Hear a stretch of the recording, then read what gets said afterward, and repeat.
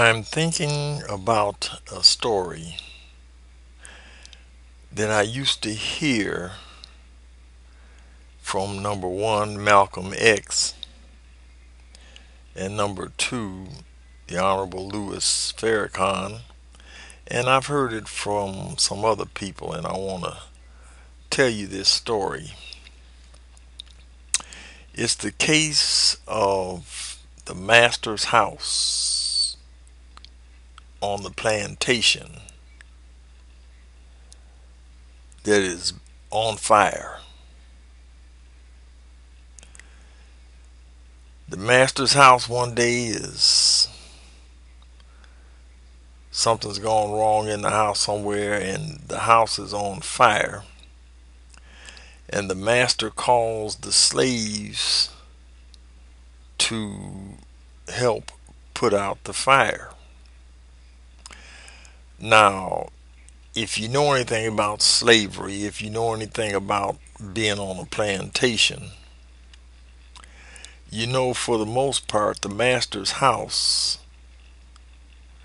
was off limits to the slaves except for the ones that had some their duties required them to be in the master's house, to clean up the house, clean the housekeepers, the babysitter, maybe the cooks, or other slaves that were required to be in the house to assist the master or his wife or family in day-to-day chores inside the house. But the majority of the slaves were out in the plantation, and at the end of the day's work or so, they would retire to makeshift shanties and so forth all over the plantation. That's where they said the idea of them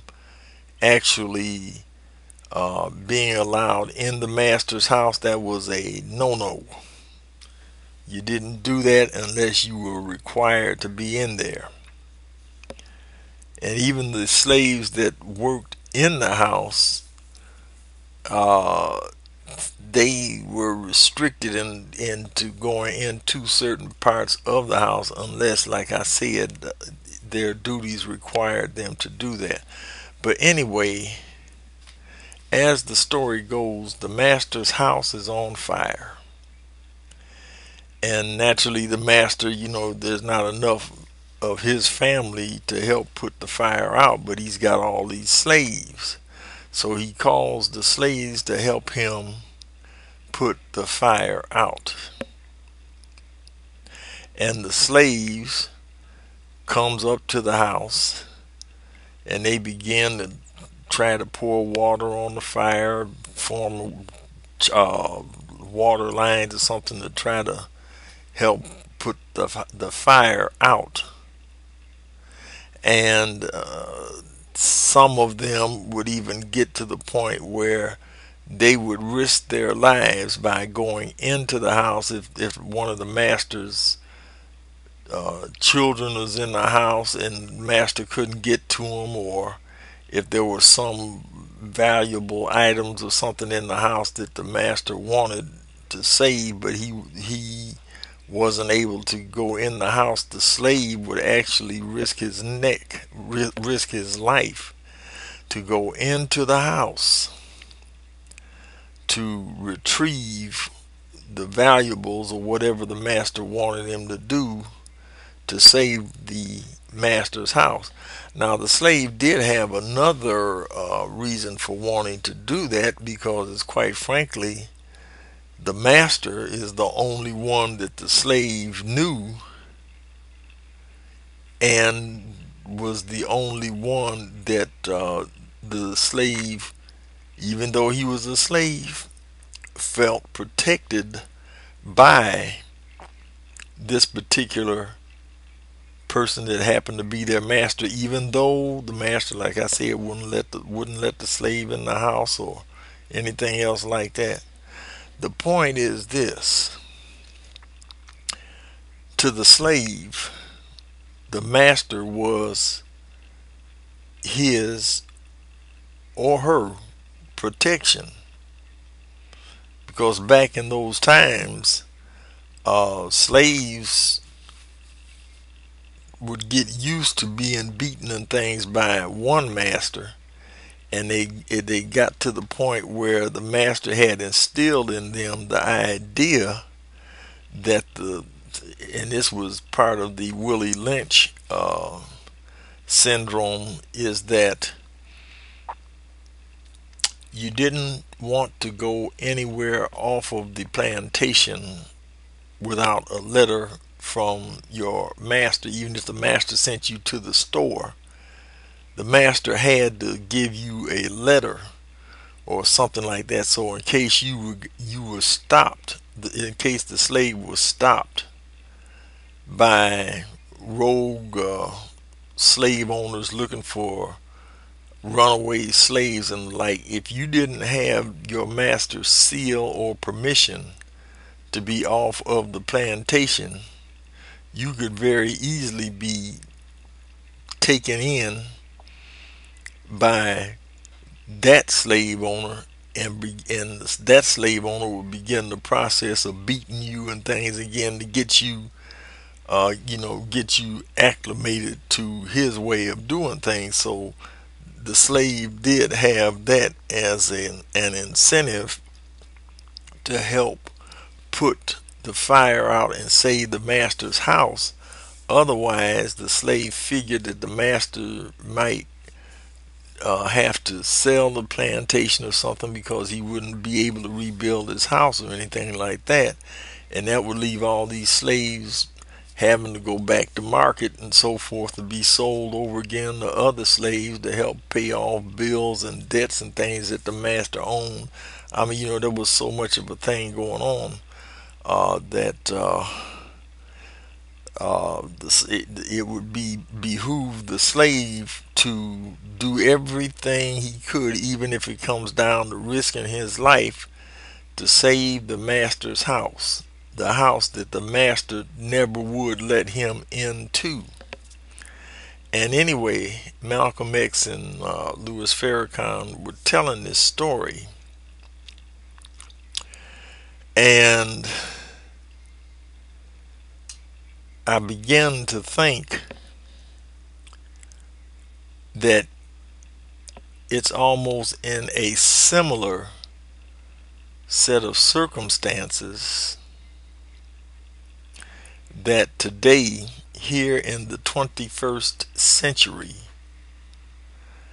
black folks are still on a virtual plantation run by a master, and even though that master doesn't really care that much about them, he or it has gotten them to believe that without him or it, they would essentially suffer far greater if the master's house was to be burned down and destroyed. And so what we have is the master's house today is on fire and it's burning down, and the master is calling on the slaves to help put out the fire and save the master's house. Well, who is the master that I'm talking about? I'm talking about the Democratic Party. The Democratic Party is the master. The Democratic Party is, if you would go back in history, the party that fought and died to keep slavery legal. It is the party of the Bull Turners, the George Wallaces, and all of those, the Robert Byrds, the Al Gore seniors, and the like, that really did not want to have to give up the right to own slaves and to treat people as slaves, and basically it went further than that because they were treating black folks like animals. They weren't even the black folks were not even considered to be humans under the slave owner mentality and the like, which are the foundation and founders of the Democratic Party. Consequently, if we look at the black community today, and if we look at the Democratic Party today,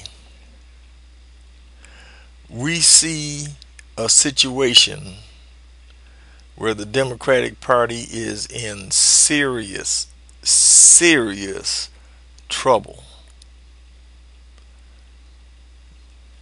They continue to try to run on things that, quite frankly, to the average person that has any type of education or intelligence, would be total foolishness. The idea that, to put it in a simple matter, the idea that this party does not want to face the reality that everything that it does is leading to the demise of this nation, but more importantly to them, it is leading to the demise of their party, is something they cannot comprehend. They don't want to face it, but yet and still the facts are what they are. People are getting tired of listening to Democrats when it's time to run for office, instead of running on accomplishments, which quite frankly are very few, if any. Instead of coming back and saying, while I was in office, we accomplished this, we accomplished that, and everybody is the better for it. They can't come back with a message like that because things are worse every time they come back to try to run for re-election. Things are worse than they were before they got put in the office in the first place.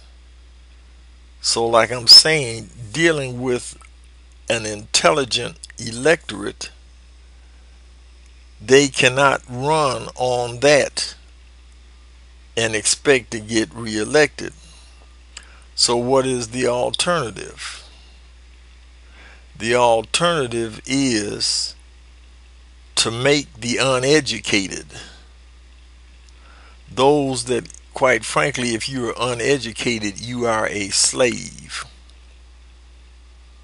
You are a slave to ignorance, which then the Democrats see their salvation.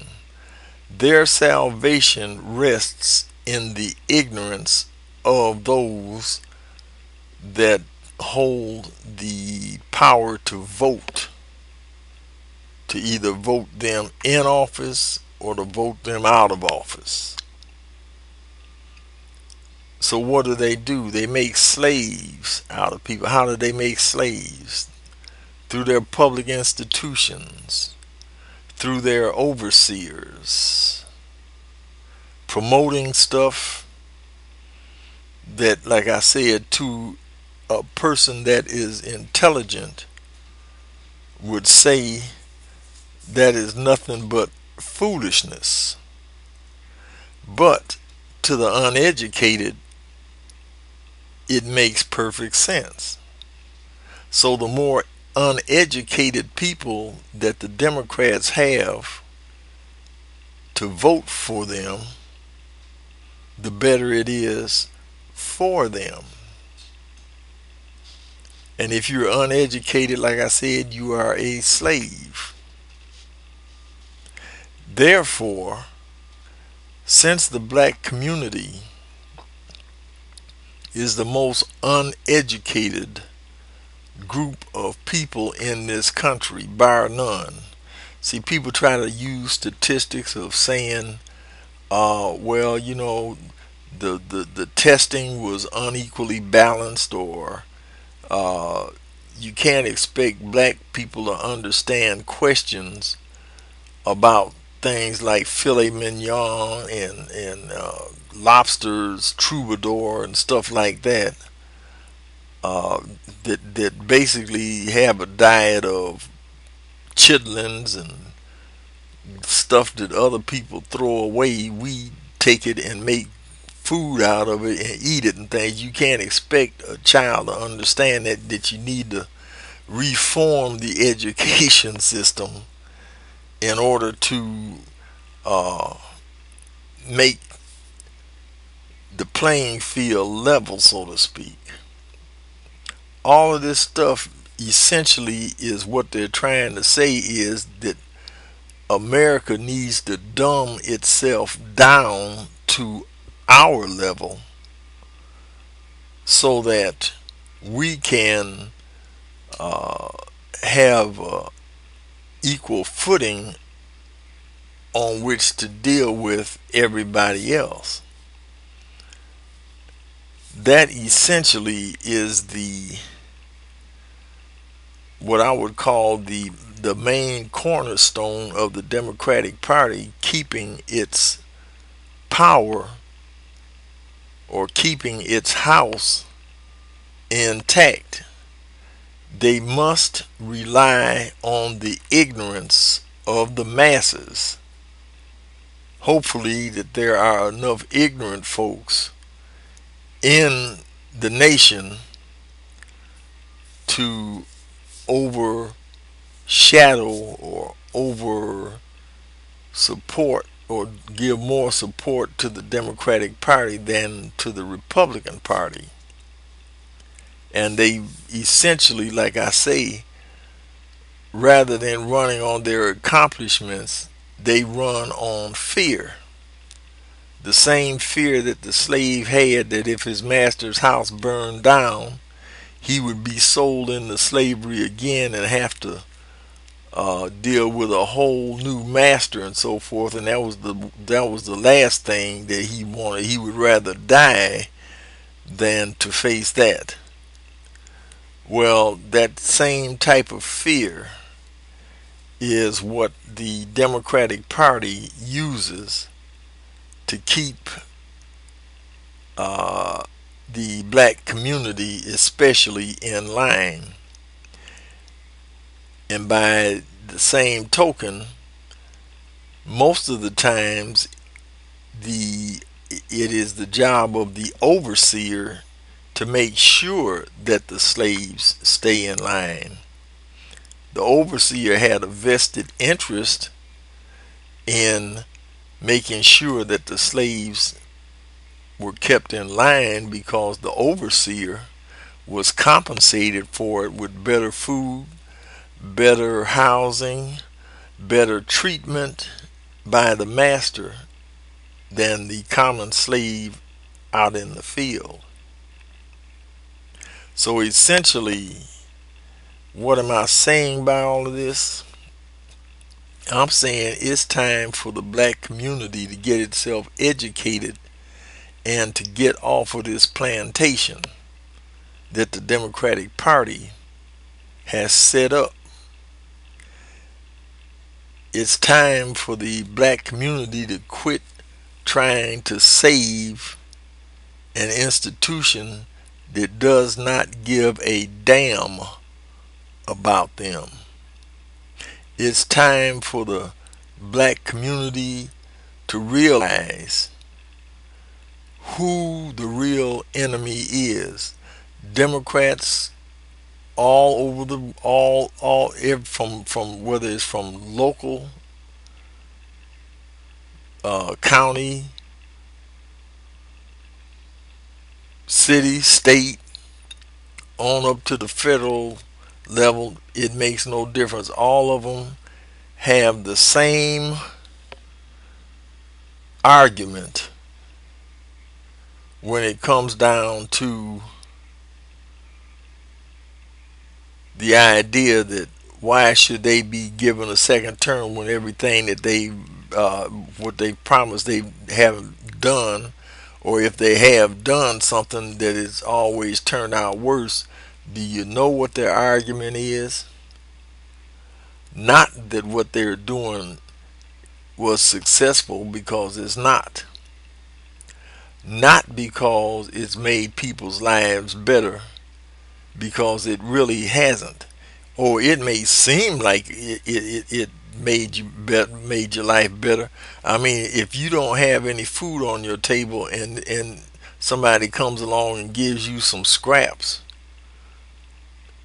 you happy with that because that's better than what you did have.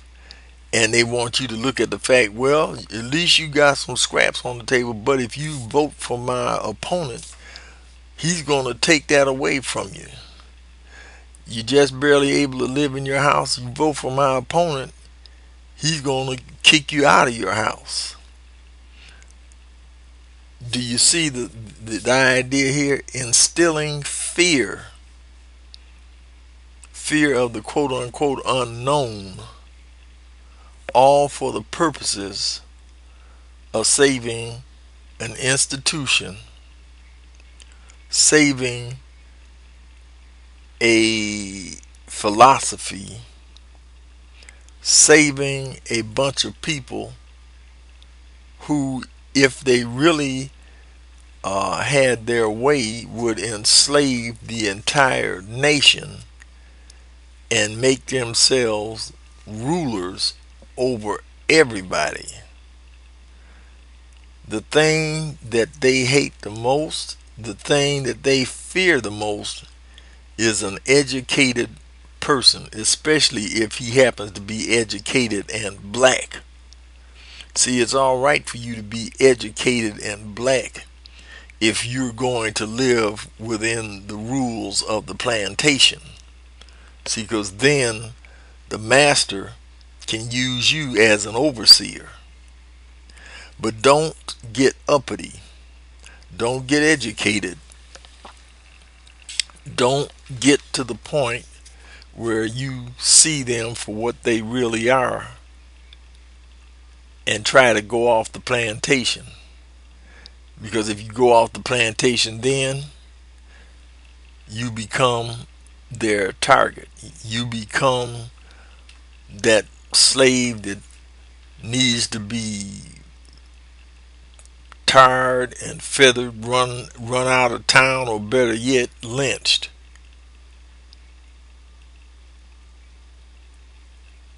You think about it.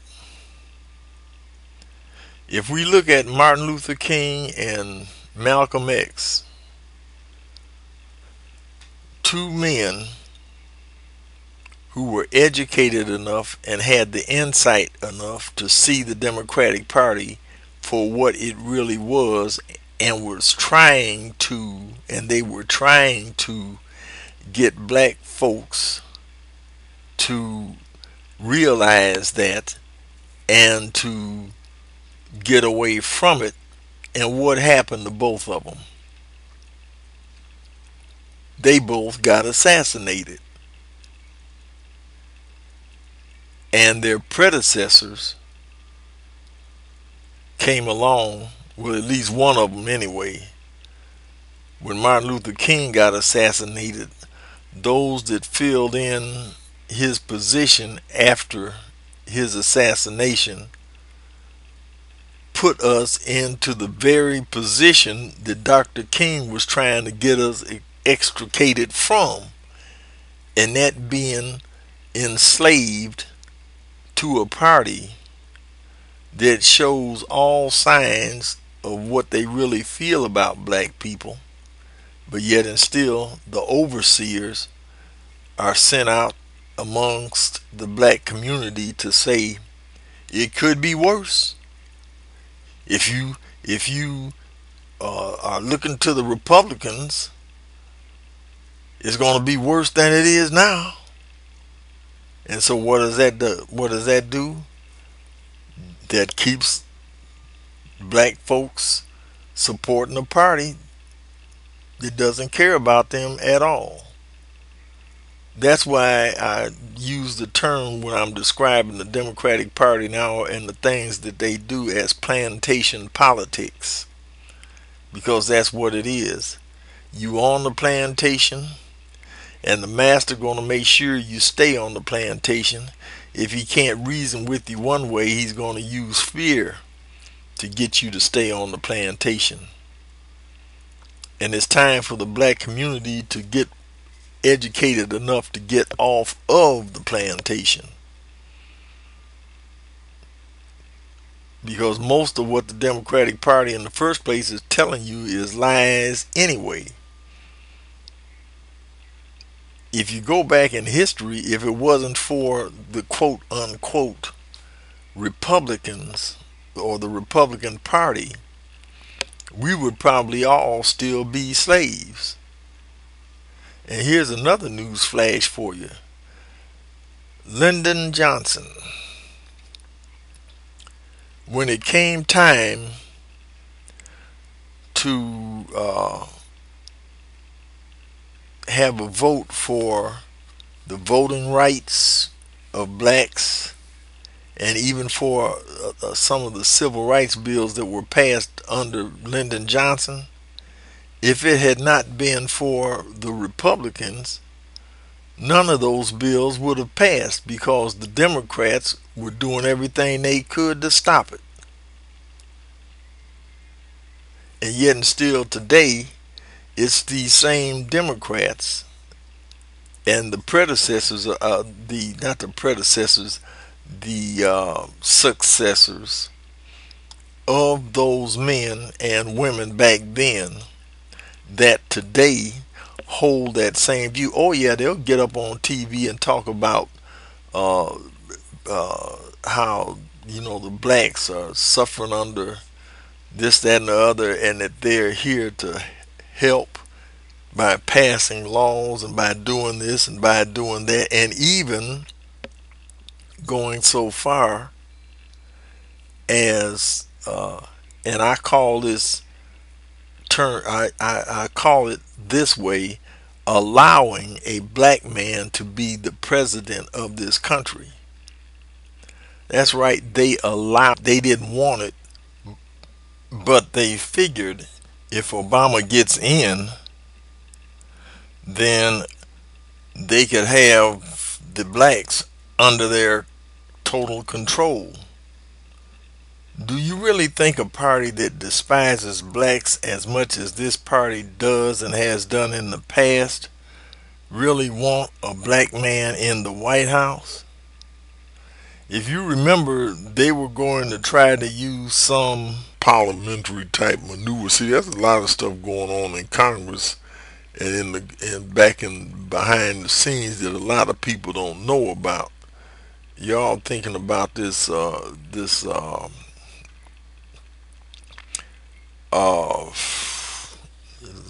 slip my tongue, where the vote is not, the person that wins is not win the election by the popular vote, but by the special slip my tongue, slip my mind right now. But anyway, they use the terminology. People are so worried about that they forget or don't think about the fact that a lot of this stuff was designed to essentially give all states, put all states on an equal level of being able to vote and have just as much say so, depending on how many people they had in the state voting, versus, say, for instance, Iowa against New York. If everybody in New York decided that the electoral votes, yeah, if everybody in New York, which has a population, I guess, of over, uh, I'm just gonna throw a number out. I don't keep track of how many people live in New York, but let's say, for instance, in New York, the state of New York, let's say, for instance, there's 10 million people in New York. In Iowa, there might be 4 million people.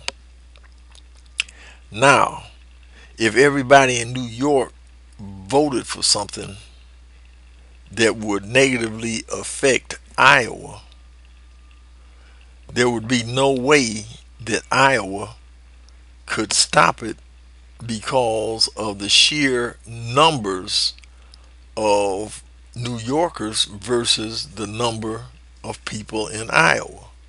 But because of the electoral system, Iowa has enough electoral votes to compensate for what it doesn't have in popular votes, which then puts it on an equal level with New York. Now that's affirmative action in politics. But yet and still, what am I hearing from black folks who are always talking about the fact that minorities need to have special uh, affirmative action type things where, our scores and things should be, we should get more points per score, something like that, to offset what might be happening with whites and things which have the majority. The electoral college is the model of affirmative action in politics, which then means all states are basically on the same footing. And who are the ones that are arguing against this system? The black community.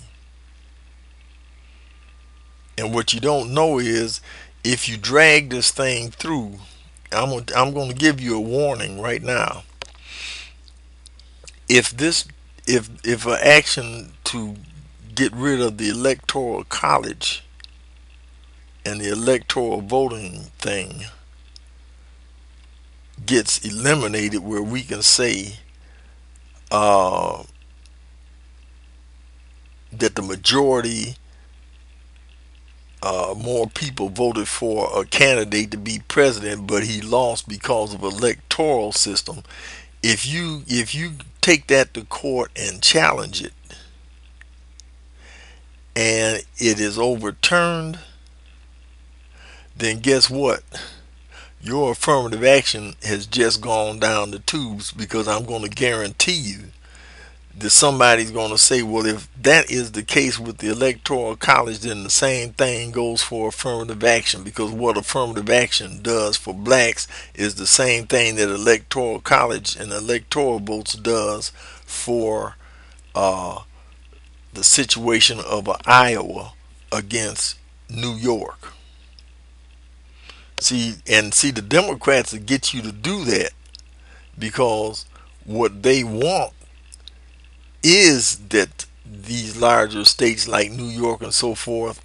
I mean, if it comes down to voting on the level of sheer the popular vote, when you have I know this is true in the black community, so I'm only going to speak from that standpoint, but I'm pretty sure it's probably that or worse in well, no, it ain't. It's not going to be worse than what it is in the black community. But when people are uneducated, they don't know what is right. They can't tell the difference between what's right and what's wrong.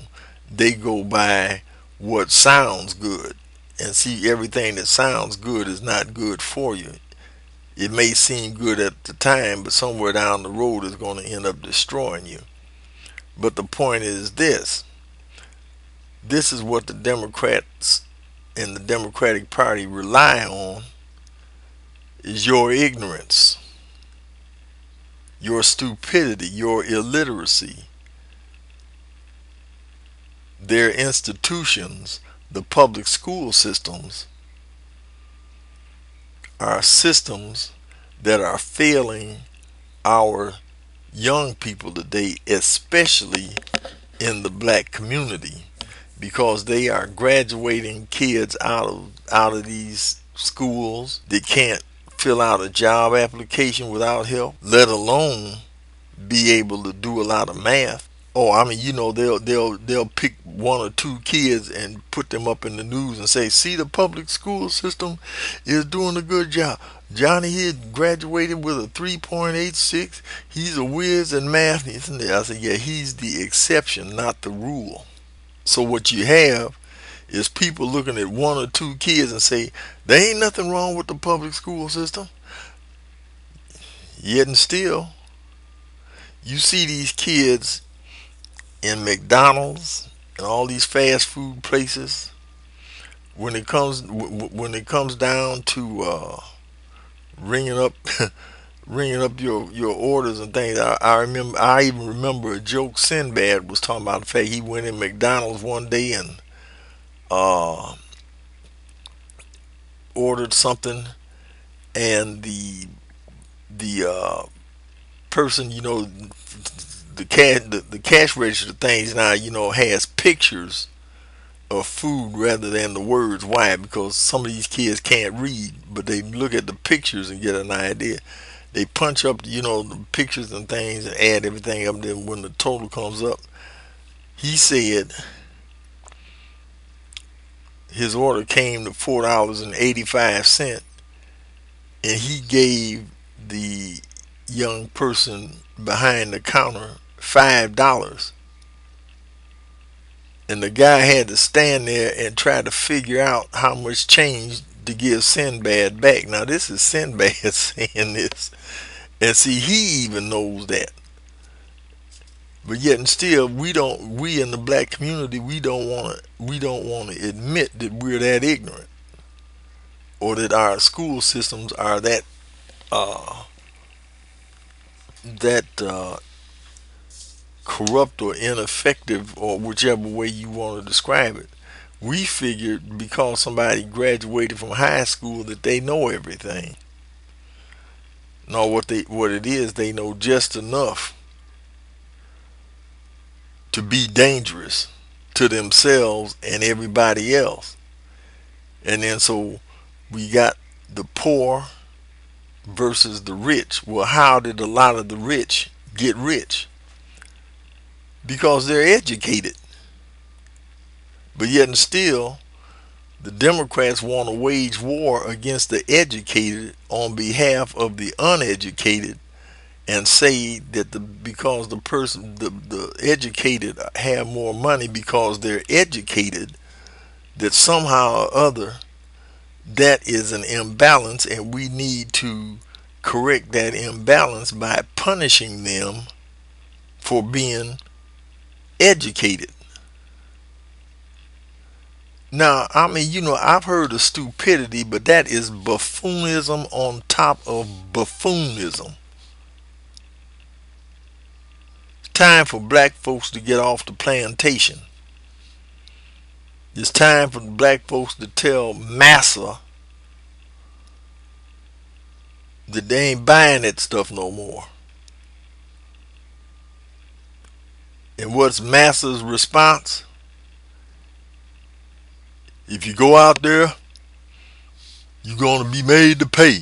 Yeah, well, talk is cheap. Everybody that I know that has left the plantation has become successful, but then when they go to if they go to run for public office or something, or whatever case may be, to try to help make things better for the rest of us, up comes the black overseers trying to protect Massa's house, the ones that stayed on the plantation, saying that this person is a traitor, they don't know what they talking about, he's for the rich, he or she is for the rich, he such and such a thing is a Uncle Tom or Sambo. Reason why I say Uncle Tom or Sambo, don't even use those terms right necessarily. I remember Joe Madison. Yeah, the Joe Madison that you see on NBC sometime. I forget I don't know what he's doing now, but when he was a talk show host here in Detroit, he told was telling his listening audience, which I happened to be listening to him at the time, that if black folks really knew what calling a person an Uncle Tom meant, they would stop doing it if they're talking about somebody that betrays the black race, because Uncle Toms were people that essentially were doing things to make life better for everybody else. So when a black person is calling another black person an Uncle Tom, you are actually complimenting that person. That's why a lot of times you hear people say Sambo. Now, Uncle Tom is kind of faded out. You know why it's faded out? Because that's one of those things where now people don't want to admit that they were that stupid to believe what an Uncle Tom was in the first place, because they didn't know, because they never read Uncle Tom's Cabin. And I'll admit it, I never read Uncle Tom's Cabin, but when Joe Madison explained everything, I said, I said, how stupid I've been all this time, or how stupid we've been. But yet and still, it's gone right over the top of people's heads. So now what they do is always trying to tear somebody down. It's time to get off the plantation, black folks. You can stay on the plantation if you want and serve massa till you die. You're going to be miserable all the time. You're listening to fear and you're listening to threats. And like I say, they always have some digging up dirt. They can't run on. The bottom line is this: the Democratic Party cannot run on its successes because they don't have any. Oh, yeah. Come to think about it, I take that back. They do have successes that they could claim, but they won't. And you know why they won't? Because these are successes that, if we look at it from the standpoint of when you're trying to do something and you are accomplishing it, it is a success. But that which they are actually planning to do, they can't really tell anybody, because if they did, everybody would abandon them like the plague. And you know what those successes are? And that is the successes that their plans are to enslave this entire nation are right on track. Here's what I'm talking about. They are they are a success at destroying the livelihoods of the citizens of this nation through raising taxes. They are a success at putting more people out of work and on the government dole. They are a success at making more people too illiterate to qualify for good paying jobs, which in turn will put you on the government dole. They are a success at destroying the moral fiber of this nation. They are a success at destroying family values. They are a success at destroying the sanctity of marriage. They are a success at destroying our ability to, as citizens, to prosper. You get punished if you do. They are a success at destroying our relationship with God through separation of church and state. They are a success at getting us to believe their lies. I say this because if you are unable to realize what you are being told is a lie, then you're going to believe that lie. And that's because they have been a success at destroying the main institution of this nation, which would educate the people in what is right and what is wrong, and that is the church and the public school system. Yeah, they've got successes even more than these, but these are just a few of the things that I'm saying that they are a success at. But they aren't going to get on TV and tell you that that's the successes that they're actually having. No, they aren't going to do that. To hear them tell it, uh, all of these problems are the fault of the Republican Party, which is the biggest lie going down the pike. But like I'm saying, since they've done such a masterful job at getting us to believe their lies, that we're going to, well, I'm not, when I'm saying we, I'm using the generic term we. As far as I'm saying, I left the plantation a long time ago. It's time for black folks to get off the plantation, but they're going to have to basically look at the situation from the standpoint of, I've been with this massa for, when the black folks start supporting the Democratic Party. When, they used to be Republicans. When we started getting away from the Republican Party is when the Democrats decided to start trying to bribe us to get us away from the Republican Party by getting welfare started up, and giving us money and a lot of benefits or something, medical benefits and things to get us away from the Republican Party. In other words, they paid us to leave the Republican Party, and now then they got us enslaved and entangled and things. Now they telling us that the Republican Party is the enemy, and we believe that lie. Black folks, it's time to get off the plantation. Oh, and lest I forget, I guess one of the biggest lies that they have sold us on, that we believe they have a success rate at, is this: they have a success at getting us to believe that we aren't on a plantation. That's all.